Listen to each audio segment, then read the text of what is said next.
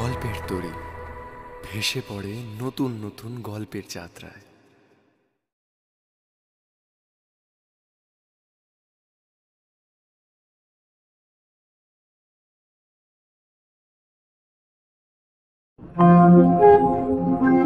নমস্কার বন্ধুরা, আমি অতনু, গল্পের তরীর একজন মাল্লা।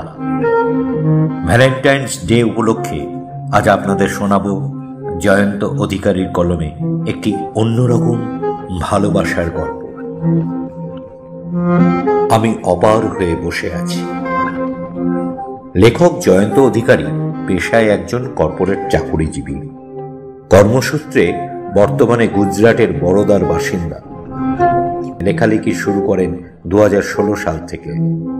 মানব জগতের সাদা মনের ভেতরে কিভাবে কালো জগৎ সমান্তরালভাবে থাকে সেটা জানার আর বোঝার এক অদম্য কৌতূহল আছে লেখকের।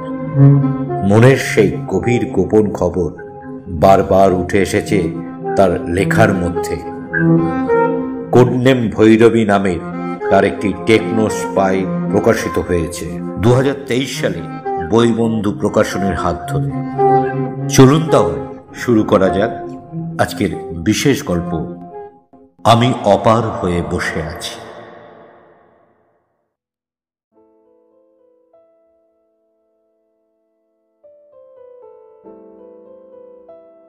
অনেক অনেক বছর আগে, প্রায় বছর 25, তখন আমি ক্লাস 9।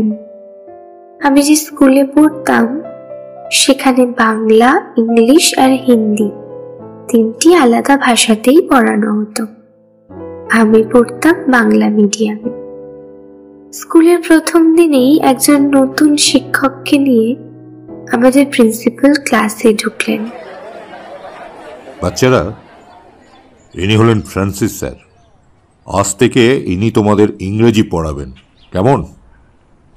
সকলে মন দিয়ে ওনার ক্লাস করবে। Mister Francis, it's all yours. Thank you sir.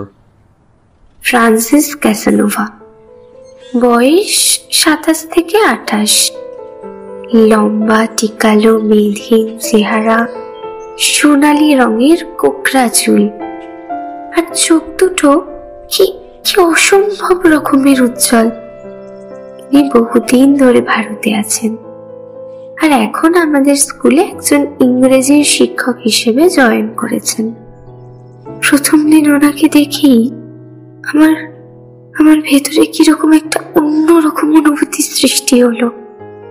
মনে হলো ওকে যেন আমি অনেক দিন ধরে চিনি। So, boys and girls, let's introduce each other. উনি যখন আমাদের সাথে কথা বলা শুরু করলেন, সবার নাম পরিচয় জিজ্ঞেস করছিলেন, তখন ওনার চোখের দিকে বেশিক্ষণ তাকানো যাচ্ছিল না। মনে হচ্ছিল উনি আমাদের ভেতরের সব কথা, গোপন চিন্তা ভাবনা পড়তে পারছিলেন। And miss, may I know your name? উনি আমার সামনে যখন এলেন, আমার নাম জানতে চাইলেন, আমার কোন কোন সাবজেক্ট ভালো লাগে এইসব জিজ্ঞাসা করলেন। আমি কোনো উত্তর দিতে পারিনি। Hello, I'm Francis. আমার বুকের ভিতরের হৃদস্পন্দন ভীষণ ভাবে বেড়ে গিয়েছিল। ওনার সৌমকান্তি হাসি হাসি মুখের সামনে আমি যেন নিজেকে হারিয়ে ফেলেছিলাম সেদিন।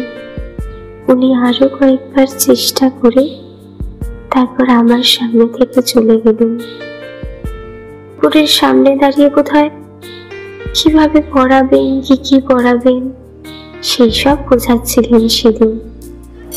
ফ্রান্সিস স্যারের ক্লাস শেষ হয়ে যাওয়ার পরে সবাই হই হই করতে করতে ক্লাস থেকে বের হয়ে গেল।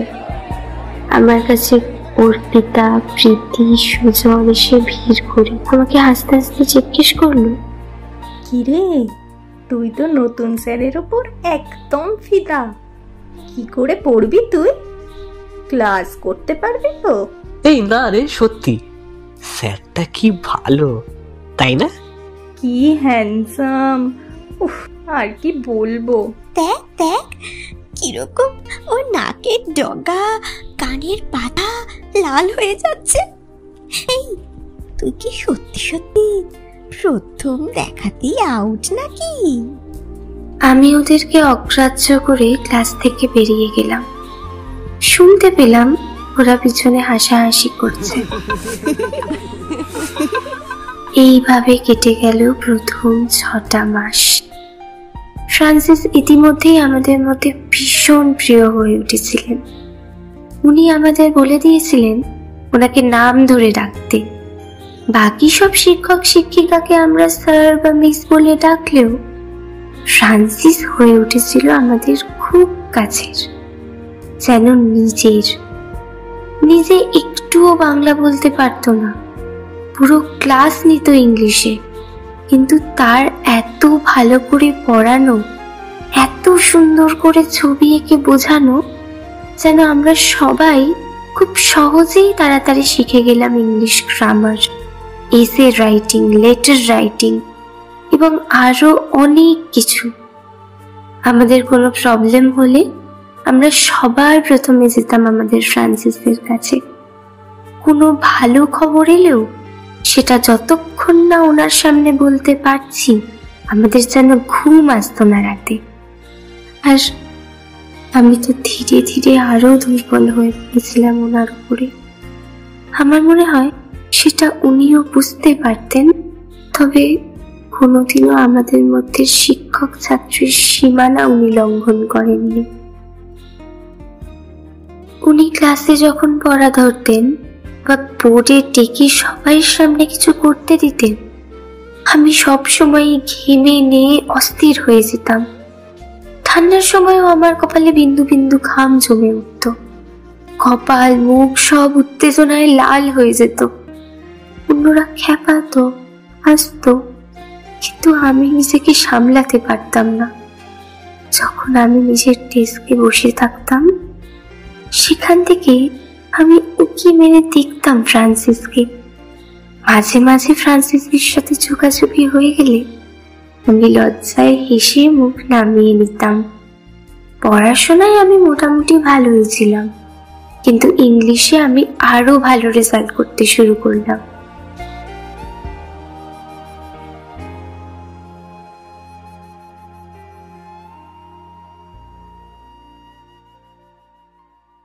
আমাদের বোর্ড এক্সামের আর 3-15 বাকি। হঠাৎ খবর পেলাম ফ্রান্সিস আমাদের ছেড়ে চলে যাচ্ছে। আমাদের সবার প্রিয় স্যার, আমার যার জন্য আজকে ইংলিশের প্রতি এত ভালোবাসা, সে আমাকে ছেড়ে চলে যাচ্ছে। নিজের দেশ ইটালিতে চলে যাচ্ছে আরো পড়াশোনা করবে বলে। চলে যাওয়ার দিন সবাই মিলে আমরা ওনার জন্য একটা কার্ড তৈরি করেছিলাম। আমাদের সবাইয়ের ফটো লাগিয়ে, আমাদের নিজের হাতে ওনার জন্য কিছু লিখে। তবে আমি কিছু লিখতে পারিনি সেদিন ওনার জন্য। ফ্রান্সিস যখন ট্রেনে উঠে কলকাতার উদ্দেশ্যে রওনা দিল, তখন আমি প্ল্যাটফর্মেও পারিনি যেতে। আমি তখন আমার ঘরে বিছানায় শুয়ে কান্নায় ভেঙে পড়ছিল।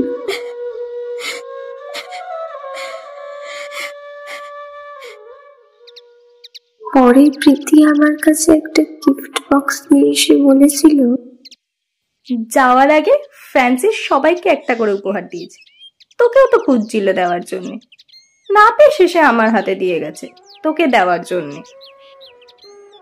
প্রীতি চলে যাওয়ার পরে আমি গিফট বক্সটা খুললাম, দেখলাম ফ্রান্সিস একটা ক্যাডবেরি, একটা হলুদ গোলাপ, রবীন্দ্রনাথ ঠাকুরের গীতাঞ্জলি আর একটা চিঠি লিখেছে আমার জন্য। সব থেকে বিস্ময়কর ব্যাপার হলো, ফ্রান্সিস পুরো চিঠিটা পরিষ্কার বাংলাতে লিখেছিল সেদিন আমার জন্য।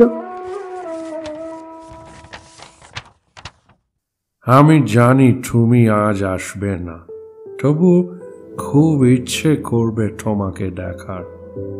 তবে আমি চাই না তুমি আমার কথা ভেবে ভেবে পড়াশোনা বন্ধ করে দাও।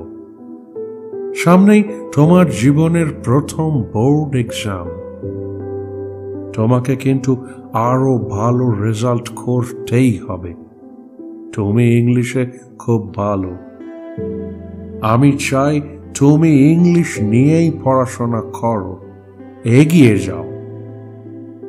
তোমার আমার প্রতি যেটা হয়েছিল এটাও এক রকমের ভালোবাসা, কিন্তু এই ভালোবাসা শিক্ষক আর ছাত্রীর মধ্যে ভালোবাসা। আমি তোমাকে ক্লাসে দেখতাম, আমি বুঝতেও পেরেছিলাম, কিন্তু কোনো দিন তোমাকে এগিয়ে আসার জন্য প্রশ্রয় দিইনি, কারণ এতে তোমারই ক্ষতি হবে।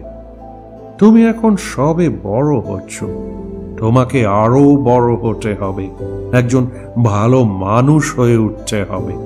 তাই আমাকে, তোমার ফ্রান্সিসকে স্যার হিসেবে মনে রেখো। তুমি রবি ঠাকুরের গীতাঞ্জলি পড়ো, বইকে ভালোবাসো। একদিন বুঝতে পারবে ভালো লেখার যেমন কোনো বিকল্প হয় না, সেই রকম ভালো বই সাথে থাকলে তোমার সারা জীবন সুখের হবে। আমি তোমাদের রবি ঠাকুরের লেখা পড়ে আরো জানার জন্য, আরো বোঝার জন্য বাংলার চর্চা শুরু করেছিলাম ইংলিশের পাশাপাশি। এত ভালো লেখা আমার মনে হয় অন্য কোনো সাহিত্যে নেই। আর কান্নাকাটি করো না, আমাদের নিশ্চয় আবার কোনো দিন দেখা হবে, অন্য কোনো জায়গায়, হয়তো অন্য কোনো ভাবে, অন্য কোনো দেশে। আমি অপেক্ষা করব। আমি চিঠিটা রেখে দিয়ে বাইরের জানালা দিয়ে তাকিয়ে রইলাম। বাইরে খুব মেঘ করেছে, ঘন কালো হয়ে আসছে চারদিক। বজ্র বিদ্যুতের হুঙ্কার শোনা যাচ্ছে। আমি ছাদে উঠে এলাম।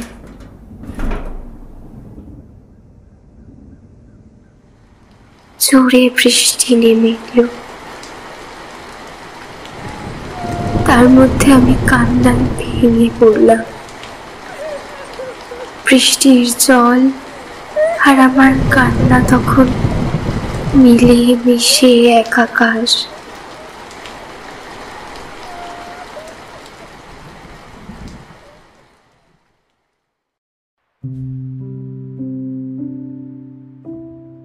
এখন আমি কলকাতার একটা কলেজে ইংলিশের প্রফেসর।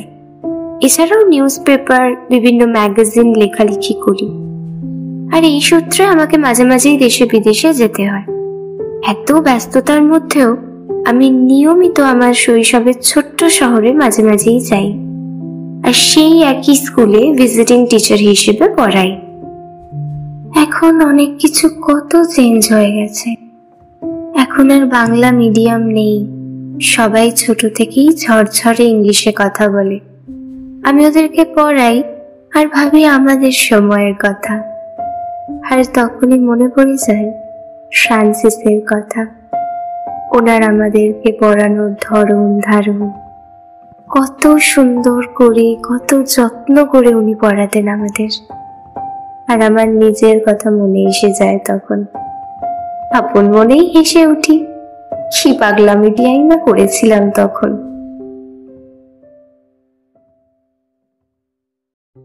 হঠাৎ একদিন আমার ছোটবেলার স্কুলের ঠিকানায় একটা চিঠি এসে হাজির আমার নামে। আমি খুলে পড়ে অবাক, হতবাক। ফ্রান্সিস এখনো আমাকে মনে রেখেছে। চিঠিটা লিখেছে সুশান, ফ্রান্সিসের পার্টনার, ইটালি থেকে। ফ্রান্সিস এখন বৃদ্ধ, প্রচন্ড অসুস্থ। ক্যান্সারের মতো মারণ রোগ তার শরীরে বাসা বেঁধেছে। মাঝে মাঝেই নাকি আমার নাম, আমাদের ছোট্ট শহর আর স্কুলের নাম বলতে থাকে ঘুমের ঘোরে। সেই সূত্র ধরেই সুশান খুঁজে খুঁজে আমাদের স্কুলের ওয়েবসাইট থেকে সব ঠিকানা নিয়ে একটা ইমেলও করেছে আর একটা চিঠিও পাঠিয়েছে। আমি কলকাতায় ফিরে এলাম। সুব্রত, আমার স্বামী, তার সাথে এটা নিয়ে কথা বললাম। আমাদের প্রায় বছর 10 বিয়ে হয়েছে। ও যেমন আমাকে ওর আগের সব সম্পর্ক নিয়ে খোলাখুলি সব বলেছে, আমি ওকে সব জানিয়েছিলাম। আমরা দুজনেই বিশ্বাস করি সম্পর্কের মধ্যে কোনো রকম লুকোচুরি থাকা উচিত না, না হলে পরে হয়তো সবাই ক্ষত বিক্ষত হবে। ও এক কথায় রাজি হয়ে আমাকে বলল, চলো তাহলে আমরা সবাই মিলে বেরিয়ে পড়ি, আমাদেরও ঘোরা হবে আর তোমারও ফ্রান্সিসের সঙ্গে দেখা হয়ে যাবে। আর তাছাড়া সত্যি তো একজন মৃত্যু পথযাত্রীর শেষ ইচ্ছা আমাদের পূরণ করা তো কর্তব্য। আর এমনিতেও আমি তো ওনার সঙ্গে খুব ঝগড়া করব, কেন উনি তোমার প্রথম প্রেম হয়ে এসেছিলেন। উফ, তুমি আবার পিছনে লাগা শুরু করলে তো। আমি কপট রাগ দেখিয়ে সুব্রতর বুকে মারতে মারতে ওকে জড়িয়ে ধরলাম।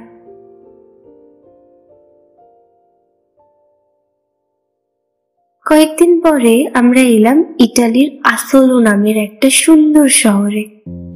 এটা ভেনিসের কাছে একটা ছোট্ট সুন্দর পাহাড়ে ঘেরা শহর, আর আদর করে একে বলা হয় 100 দিগন্তের শহর।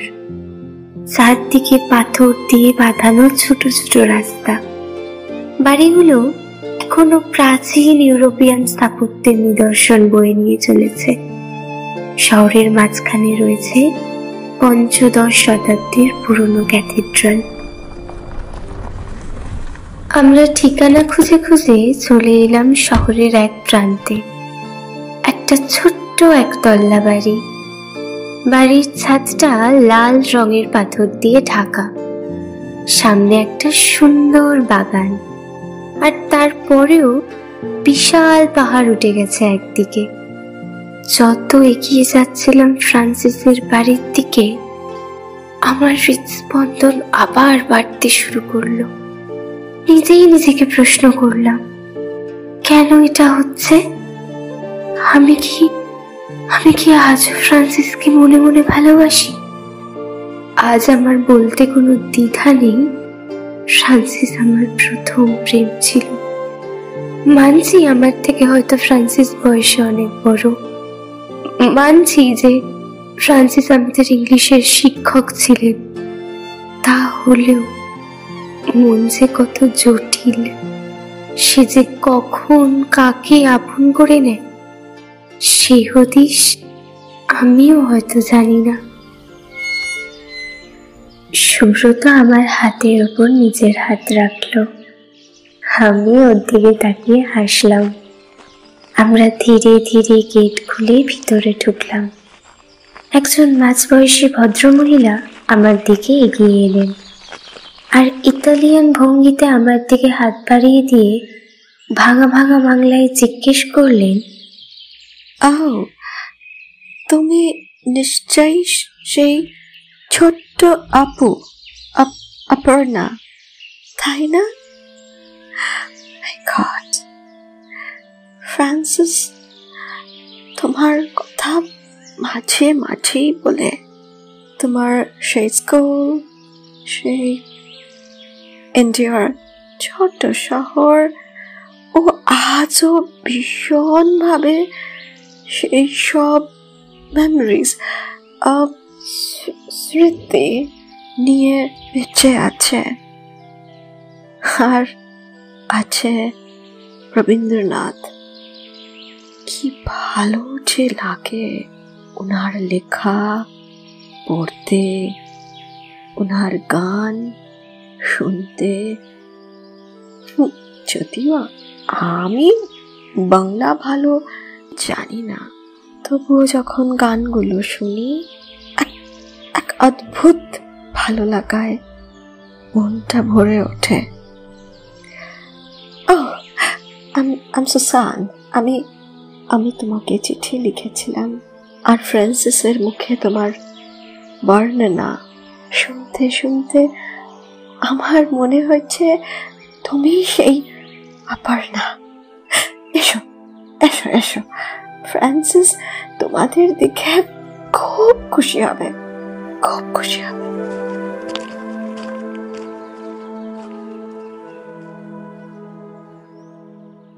আমি সুব্রতকে নিয়ে ভেতরে ঢুকলাম।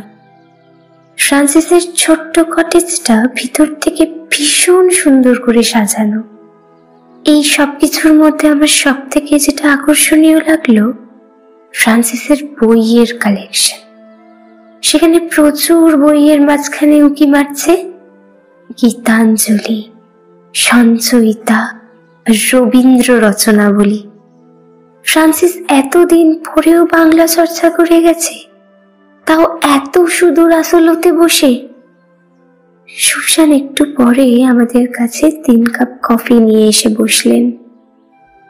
ফ্রান্সিস এখন একটু ঘুমোচ্ছে, আর মিনিট 10 পরে উঠে যাবে। তখন তোমরা দেখা করো ওর সাথে।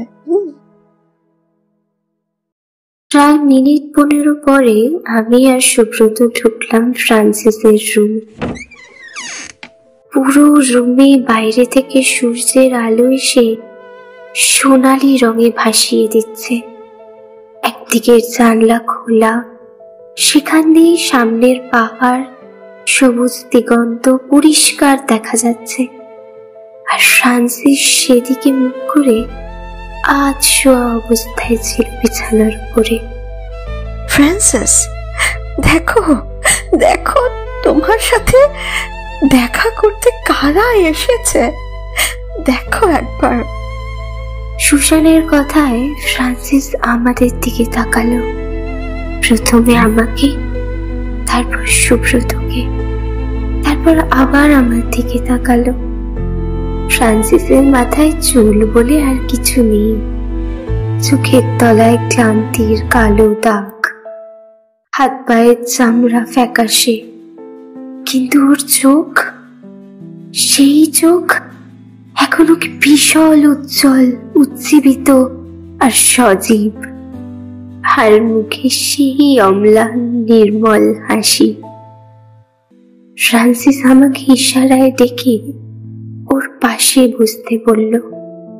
আমি ওর পাশে বসতেই সুব্রত আমাকে বলল বাইরে গিয়ে অপেক্ষা করবে, কিন্তু ফ্রান্সিস ওকেও আমার পাশে বসতে বলল। তারপর আমার হাত ওনার হাতে রেখে উনি গান শুরু করলেন পরিষ্কার বাংলায়। তরঙ্গ মিলায় যায়, তরঙ্গ উঠে, কুসুম ঝরিয়া পড়ে, কুসুম ফুটে, নাহি ক্ষয় নাহি শেষ, নাহি নাহি দৈন্য লেশ, নাহি ক্ষয় নাহি শেষ, নাহি নাহি দৈন্য লেশ, সেই পূর্ণতারি পায় মনস্থান মাগে। আছে দুঃখ, আছে মৃত্যু, বিরহ দহন লাগে, তবুও শান্তি, তবু আনন্দ, তবু অনন্ত জাগে। আছে দুঃখ, আছে মৃত্যু। অপু, আজ তুমি এসেছো?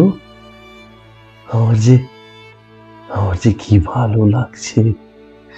দেখো দেখো, আজ আমার শুকনো হৃদয়ে কেমন কেমন বসন্তের ছোঁয়া। এই বুড়োর তোমার সাথে প্রেম আলাপ শুনে তোমার হাজবেন্ড আবার রেগে যাচ্ছে না তো? সুব্রত, তুমি রাগ করো না কিন্তু। তবে কি জানো তো, ভালোবাসা কখন কিভাবে আসে, কার সাথে কখন যে কিভাবে মনের বাঁধন হয়ে যায়, সেটা সেটা কেউ কখনো বলতে পারে না। জানো সুব্রত, আমার তোমার অপর্ণার প্রতি এই ভালোবাসা সবার প্রথমে একজন শিক্ষক ছাত্রীর ভালোবাসা। কবে যে ওর বিভিন্ন রকম ছোট ছোট দুষ্টুমি, ছুটে বেড়ানো, আমাকে লুকিয়ে লুকিয়ে ক্লাসে দেখা, আবার আমার লজ্জা পেয়ে মুখ লুকিয়ে নেওয়া, এগুলো আমার মনে দাগ কেটেছিল, আমি নিজেও জানি না। তখন তোমাকে আর তোমার সাথে পুরো ক্লাসটাকে অপর্ণা আমি হৃদয় দিয়ে ভালোবেসেছিলাম।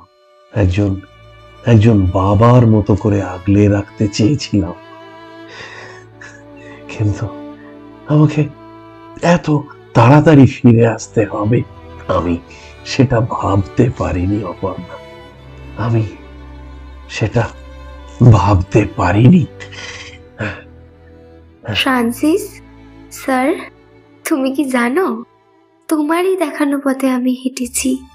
আমি ইংলিশ নিয়ে পড়ে এখন একটা কলেজে পড়াই, আর সেই আমাদের ছোটবেলার স্কুলে আমি এখন প্রতি সপ্তাহে যাই ইংলিশ পড়াতে। আর তার সাথে আমিও ভালোবেসে ফেলেছি রবি ঠাকুরকে, উপলব্ধি করার চেষ্টা করি। স্যার ফ্রান্সিস আমার হাতটা আরেকটু টেনে নিয়ে নিজের বুকের মাঝখানে রাখলেন। বুকটা হাঁপুড়ের মতো ঘন ঘন উঠছে আর নামছে। বুঝতে পারছিলাম ওর কষ্ট হচ্ছে। অপু, রবি ঠাকুরের লেখা হৃদয় দিয়ে বুঝতে হবে, তাহলেই ওনাকে ওনাকে ওনার লেখাকে বুঝতে পারবে। কি সব রচনা, লেখা, কবিতা, গান। আমিও আজ বলছি তোমাকে অপু, তোমাকে তোমাকে আমি ভালোবেসেছিলাম, তবে তবে সেটা সমাজের চোখে অন্যায়। তাই তাই আমি তোমাকে শুধুই ভালোবেসে গিয়েছিলাম, শুধুই ভালোবেসে গিয়েছিলাম। সেখানে আমাকে কারোর সাথে কোনো কোনো অনুশাসনের মধ্যে বাধা পড়তে হয়নি, কারো কোনো চোখ রাঙানো দেখতে হয়নি, কারো কোনো চোখ রাঙানো দেখতে হয়নি। কাউকে কাউকে আমি কোনোদিন জানতে দিইনি, জানো অপু, শুধু আমি আর আমার এই সত্তা সেটা জানে। আজ আজ তুমিও জানলে, আর সাথে তোমার তোমার হাজবেন্ড।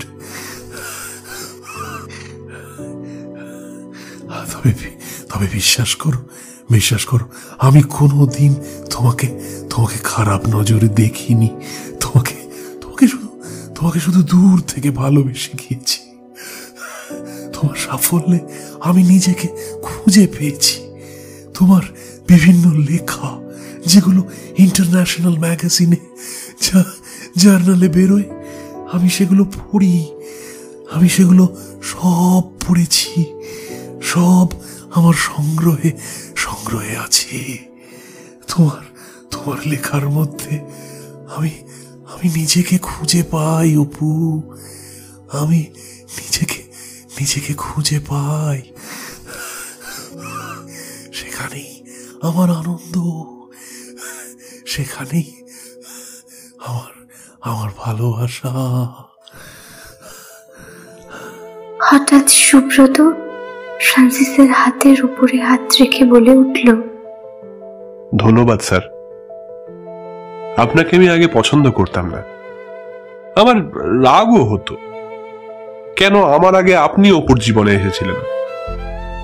কিন্তু আজ বুঝতে পারছি, হয়তো কিছুটা অনুভবও করতে পারছি, আপনার ভালোবাসাতেই আমার অপু, মানে আপনার অপর্ণা, আজকে জীবনে একজন প্রকৃত মানুষ হয়ে উঠেছে। এরকম ভালোবাসা সবারই জীবনে খুব প্রয়োজন। এই ভালোবাসার জন্যই তো বেঁচে থাকা, এই ভালোবাসার জন্যই তো আমরা কাঙালের মতো দৌড়তে থাকি। ধন্যবাদ, তুমি বুঝেছো বলে আমার তো একটু ভয় হচ্ছিল। পরে না তুমি অপর্ণার উপর রাগারাগি করো। দেখো দেখো, স্কুল জীবনে টিচারদের ওপর ভালো লাগা, ভালোবাসা আমাদের সবারই অল্প বিস্তর হয়। অপর্ণারও হয়েছিল আমার ওপরে। তখন আমি ওটাকে অপুর পাগলামি ভেবেই ভুলেই গিয়েছিলাম। তবে এই বয়সে এসে বুঝতে পারি, প্রেম ভালোবাসা বয়স মানে না, বয়স মানে না। সেটা কাউকে রাস্তা দিয়ে হাঁটার সময় দেখে হতে পারে, কারো সাথে 2 মিনিটের আলাপেও হতে পারে। এই ভালোবাসার টানেই আমরা ভেসে চলেছি সেই আদিকাল ধরে।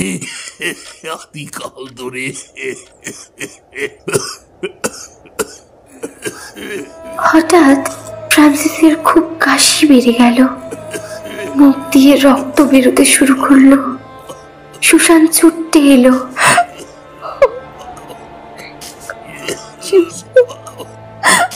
ফ্রান্সিস আমার হাতটা শক্ত করে ধরে শেষ নিঃশ্বাস ত্যাগ করলো।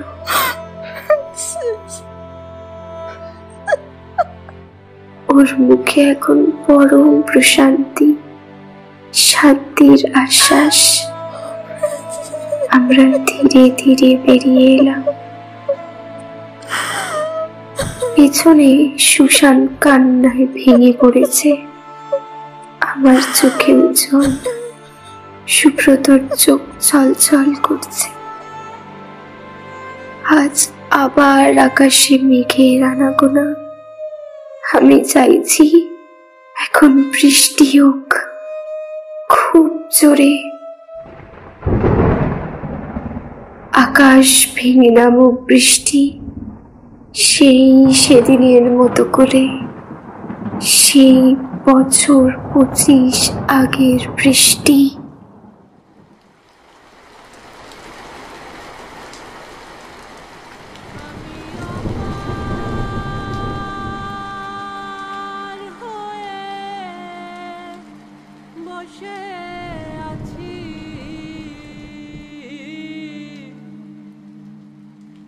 ওহে দয়াময়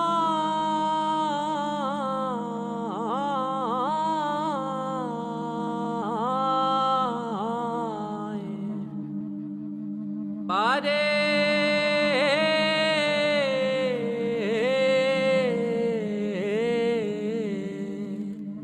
লয়ে যাও আমায়। পথ বেঁধে দিল বন্ধনহীন গ্রন্থি, আমরা দুজন চলতি হাওয়ার পন্থী। ভালোবাসা কোনো নিয়ম মানে না, বন্ধন মানে না সীমারেখা। শুনছিলেন জয়ন্ত অধিকারীর কলমে আমি অপার হয়ে বসে আছি। বয়সের, সম্পর্কের গাছপাথর না মানা, সর্বোপরি দুটি ভিন্ন দেশের মানুষের মধ্যেকার ভালোবাসার গল্প শুনলেন আপনারা। অপর্ণার চরিত্রে ঋত্বিকা, ফ্রান্সিস, পৃথ্বীরাজ, সুশান ও অর্পিতার চরিত্রে সোহিনী, সুব্রত ও সুজন, সৌপর্ণ, প্রীতির চরিত্রে বৃষ্টি এবং প্রিন্সিপালের ভূমিকায় ও গল্পের সূত্রধর আমি অতুল। গল্পটা কেমন লাগলো জানাতে ভুলবেন না কমেন্ট করে। আর ভালো লাগলে লাইক, শেয়ার এবং সাবস্ক্রাইব করে দেবেন। আজকের মতো এখানেই বিদায়। আবার ফিরে আসবে গল্পের তরী নতুন কোন গল্প নিয়ে। শুভরাত্রি।